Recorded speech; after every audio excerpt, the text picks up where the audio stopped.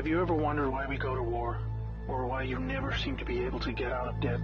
Why there is poverty, division, and crime? What if I told you there was a reason for it all? What if I told you it was done on purpose? What if I told you that those who were corrupting the world, poisoning our food, and igniting conflict were themselves about to be permanently eradicated from the earth? You might think that an idealistic fantasy. Well, let me tell you a story. We acknowledge there are criminals, of course. They rob your house, they steal your phone. They can murder you too if they think they can get away with it. We have all experienced criminals in one way or another. Criminals, as we know, are those who choose personal gain over the rights of others and have no regard for the law. But here is where you need to expand your thinking. Criminals can also succeed in business and politics and can be elected as our leaders.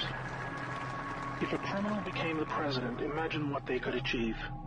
They could use the full weight of their executive power to commit much larger crimes and ensure they and their friends were enriched to the fullest extent possible. A criminal president could create alliances with other criminal presidents and then collaborate on more global criminal activities. Anything goes. Drug running, human trafficking, whatever makes the big bucks.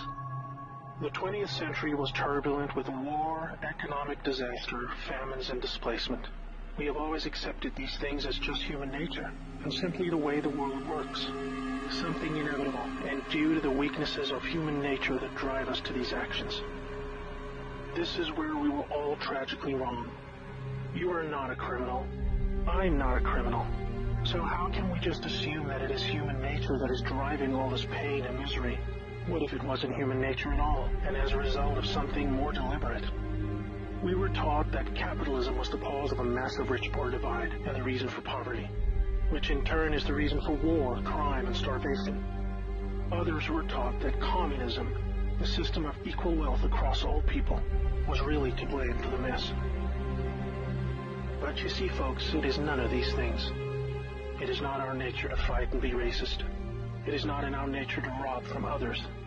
What you must learn is that it was the criminals all along. Yes, they got power. More power than a criminal should ever have. They rose to the top of media companies that control our news and entertainment. They ascended to the top of the banking system, also to the Oval Office, to Brussels, to the Vatican, to the Crown. They crept in quietly. They became leaders of agricultural companies who had control over our food supply. Also big pharmaceutical companies, the ones we trust to help us when we're sick. Nobody stopped them, and they just recruited more criminals to help them. First, they accumulated the world's wealth. They invented a system of money called central banking, which lends money to governments with interest, placing countries into eternal debt. People's wealth got less. Their wealth got more. Much more. When a criminal is already as rich as they can get, then protecting their ill-gotten gains becomes the priority. Angry citizens tired of being poor are a major obstacle and can revolt if they suffer enough. The criminals needed to prevent this.